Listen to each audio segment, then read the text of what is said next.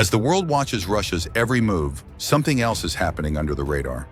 Slowly, methodically, China is encroaching on the small, peaceful kingdom of Bhutan. But why would the Dragon of the East, the most populous nation on Earth, be so interested in a tiny, mountainous nation? And more importantly, what does this mean for India? The short answer: everything. China is quietly building roads, military installations, and even entire villages on land that doesn't belong to them. It's a slow-motion invasion that nobody seems to be talking about. But trust me, it's happening. And if we don't pay attention, we might wake up to a headline that reads, "China annexes Bhutan." And that, my friends, could trigger a war that would pull in not just India, but the entire region. But first, let's step back for a second and ask ourselves, why Bhutan? Why would China want this small, seemingly insignificant nation? The answer lies in its geography. You see, Bhutan borders India's Chicken's Neck, a narrow strip of land called the Siliguri Corridor that connects India to its northeastern states. This area is the Achilles heel of India's defense, a strategic weak point that China has been eyeing for decades. If they control Bhutan, they could control that vital corridor. Imagine the consequences. To understand how we got here, we need to go back, way back. In the early 20th century, the borders in the Himalayan region were fuzzy, to say the least. When the British controlled India, they drew the lines between nations with a ruler and a map, often ignoring the complex cultural and geographic realities on the ground. As a result, when China became a communist state in 1949, it inherited a series of unresolved border disputes with its neighbors, including Bhutan. Fast forward to today. While the world is focused on Russia's blatant invasion of Ukraine, China is doing the same thing in Bhutan, but far more subtly. No tanks rolling across borders, no airstrikes, just slow, steady, calculated moves.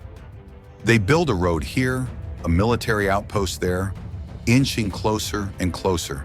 They're playing the long game, a strategy we've seen them use before, especially in the South China Sea. Build infrastructure, claim sovereignty, and before anyone realizes what's happened, it's too late. And here's where it gets interesting. India isn't sitting idly by. In fact, they've already clashed with China over this territory before. Back in 2017, Chinese forces began building a road in Bhutan's disputed Doklam Plateau, a strategic area that, if controlled, would give China a direct line of sight to the Siliguri Corridor. India couldn't allow that, so Indian troops crossed the border into Bhutan and physically stopped the Chinese construction. What followed was a tense 73-day standoff between Indian and Chinese soldiers. No shots were fired, but it was a close call, too close. China backed down that time, but they didn't forget. And now, in 2024, they're back. This time, they're not even trying to hide it. Satellite images show Chinese construction projects once again on Bhutanese soil. They've built entire villages, military installations, and roads that push deeper into Bhutan. It's clear that China's strategy is to nibble away at the borders, bit by bit, until they've gained enough ground to call it theirs. So what happens next? The answer lies in the geopolitics of the region. India, as Bhutan's closest ally, has no choice but to get involved. But here's the thing. India and China are both nuclear powers.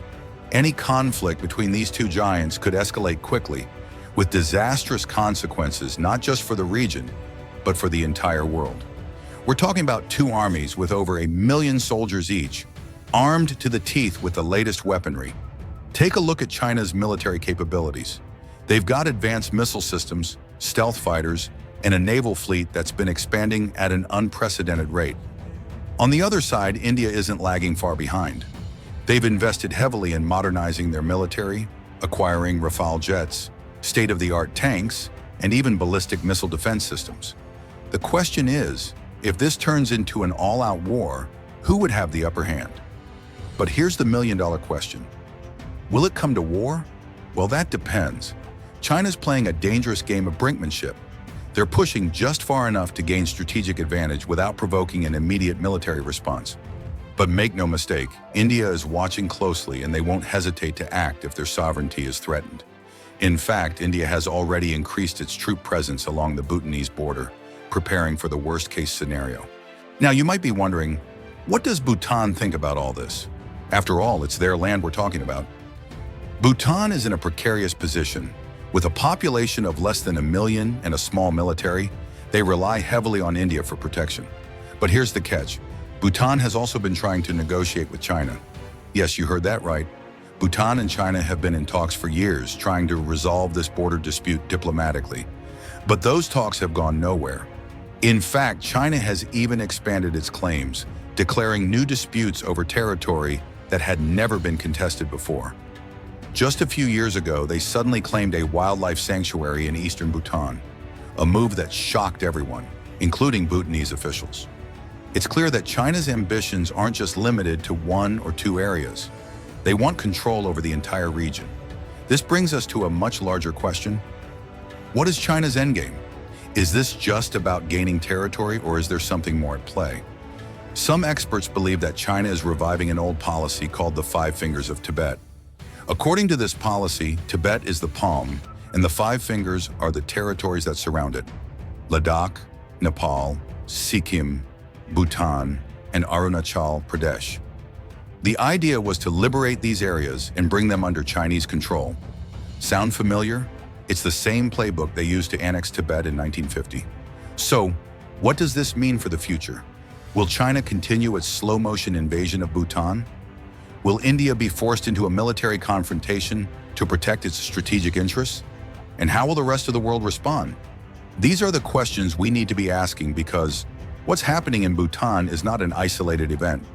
It's part of a much larger strategy that China has been implementing across Asia and the world. At the end of the day, Bhutan is just a piece on a much larger chessboard, and the stakes couldn't be higher. If China succeeds in its territorial ambitions, the balance of power in the region will shift dramatically. India will be boxed in, and the entire region will feel the ripple effects. But if India pushes back, we could be looking at the next major conflict between 2 nuclear powers. So what can we do? As global citizens, it's up to us to stay informed and keep asking the tough questions. Don't let the media distract you with sensational headlines. Pay attention to what's happening in places like Bhutan, because these so-called small conflicts could have far-reaching consequences for all of us. The world is changing, and fast. The question is, will we be ready when it does? If you found this video informative, don't forget to like, subscribe, and share. Your support helps combat the bots and lets us keep bringing you the stories that matter.